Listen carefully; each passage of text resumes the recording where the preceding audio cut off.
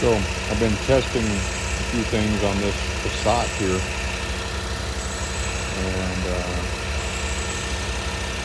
so first off, this fuse right here, the one portion of the fuse that is for the steering rack is blown, and this one here, the one that goes to the alternator, has a bit of a high resistance situation going on.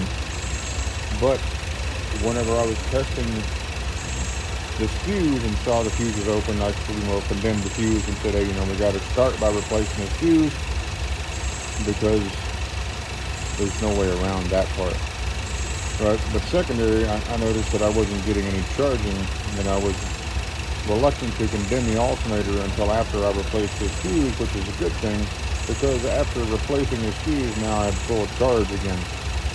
So I went through and I even tested the alternator and almost was ready to condemn it, because even with the alternator disconnected at the little control wire, I still wasn't getting any charge.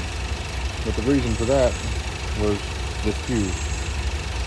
So if you ever have a late model Passat with this style of fuse in it and you're not getting any charge and the numbers seem very low, check the resistance value of that fuse and make sure that it's not got a high resistance built up in it, because you don't want to go for replacing an alternator unnecessarily when obviously the fuse is way cheaper to replace for you and the customer.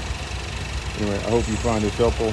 Anyway, if you do, please like and subscribe and share. Check out some more of my videos. Thanks. Bye.